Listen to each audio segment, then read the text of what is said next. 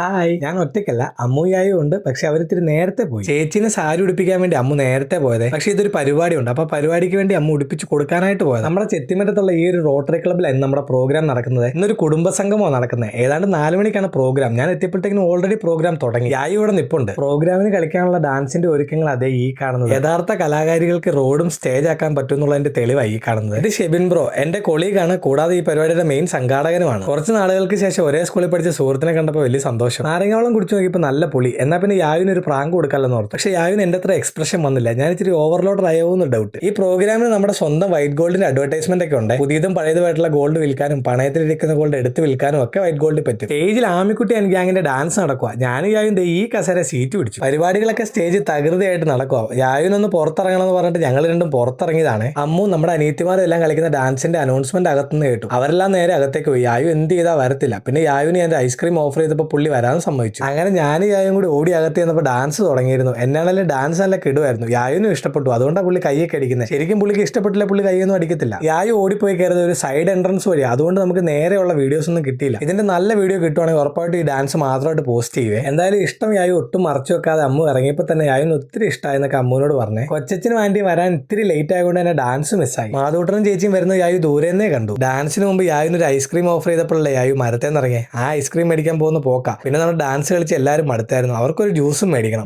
ഈ ഒരു കടയിൽ വന്നിട്ട് നമ്മൾ ഐസ്ക്രീം, ഒരു ജ്യൂസ്, ഒരു കിൻഡർ ജോയും മേടിച്ച് നേരെ വന്ന് അവർക്ക് കൊടുത്തു. കൊച്ചച്ഛൻ നാരങ്ങാവളം കുടിക്കുന്ന കണ്ടപ്പോൾ യായു ഓടിപ്പോയി പറയാം, നല്ല പൊളിയായിരുന്നു. നല്ല മഴക്കാറുണ്ട്. ഡാൻസ് കളിച്ച് എല്ലാവർക്കും കൂടി ഒരു ഗ്രൂപ്പ് ഫോട്ടോ എടുക്കണം ഡാൻസിന്റെ സ്മരണയ്ക്ക് വേണ്ടി. അപ്പൊ ഗ്രൂപ്പ് ഫോട്ടോ എവിടെ നിന്ന് എടുക്കും, എങ്ങനെ പോസ്റ്റ് ചെയ്യും എന്നൊക്കെ ഉള്ളതിന്റെ പ്ലാനിങ് ആയി നടക്കുന്നത്. ഡാൻസ് കളിച്ചപ്പോൾ മഴയൊന്നും പെയ്തില്ലെങ്കിലും സെൽഫി എടുത്ത് കഴിഞ്ഞപ്പോഴത്തേക്കും നല്ല ഇടിവിട്ട് മഴ പെയ്തു. പാട്ടും ഡാൻസും ഒക്കെ ആയിട്ട് കുറെ അധികം നല്ല പെർഫോമൻസ് ഉണ്ടായിരുന്നു. പക്ഷെ നമുക്ക് ഈ 3 മിനിറ്റിന്റെ റീലിൽ എല്ലാം കൂടി ഇൻക്ലൂഡ് ചെയ്യാനും പറ്റില്ലല്ലോ. ഈ ലോക്കൽ ബോഡി ഇലക്ഷനിൽ മത്സരിക്കുന്ന കാൻഡിഡേറ്റ് ആൻഡ് ഗ്യാങ് ആണ് ഈ ഡാൻസ് കളിക്കുന്നത്. ഞാൻ മാലയിട്ടേക്കോ വേറൊരു സാമിനെ കണ്ടപ്പോൾ എനിക്കൊരു സന്തോഷം. നമ്മുടെ പിള്ളേർ സെൽഫി എടുത്തപ്പോൾ തുടങ്ങിയ മഴയായി. ഇപ്പൊ ഏതാണ്ട് 1 മണിക്കൂർ കഴിഞ്ഞു. 80 വയസ്സ് കഴിഞ്ഞ അപ്പൂപ്പന്മാരെ അമ്മൂമ്മമാരെ ഒക്കെ ആദരിച്ചു. നമ്മുടെ അച്ഛമ്മയ്ക്കും ഉണ്ടായിരുന്ന ആദരം. ഇതൊരു കോമ്പറ്റീഷൻ ഒന്നും അല്ലെങ്കിലും എല്ലാവരും ഒരു കോമ്പറ്റീഷൻ മൈൻഡോടുകൂടി ഈ പരിപാടി എല്ലാം അവതരിപ്പിച്ചു. എല്ലാം ഒന്നിനൊന്നിനും മെച്ചം. അതിനിടയ്ക്ക് നമ്മുടെ MLA വന്നു. അങ്ങനെ ആകെ മൊത്തത്തിൽ പരിപാടി ഫുൾ പവർ ആയിരുന്നു. കുമാരനാശാന്റെ കവിതയിൽ നിന്ന് ചീന്തി എടുത്തൊരു പോർഷൻ ഇപ്പൊ ഈ അവതരിപ്പിക്കുന്നത്. ഇതുവരെ കണ്ടതെല്ലാം കുടുംബത്തിലുള്ളവരുടെ പെർഫോമൻസസ് ആയിരുന്നെങ്കിൽ ഇത് പെയ്ഡാണ്, ബട്ട് വെർത്തായിരുന്നു. ഈ കിടങ്ങൂരുള്ള ചേച്ചിമാരുടെ കേട്ടോ ഈ പെർഫോമൻസ്. അങ്ങനെ നമ്മുടെ കുടുംബസംഗമത്തിൽ പങ്കെടുത്ത എല്ലാവർക്കും ലാസ്റ്റ് ഫുഡ് ഉണ്ടായിരുന്നു. എന്താണ് ഫുഡ് എന്നൊന്നും ഞാൻ പറയുന്നില്ല. സ്വാമി ശരണം. എല്ലാവരോടും യാത്ര പറഞ്ഞ് നേരെ വീട്ടിലേക്ക്.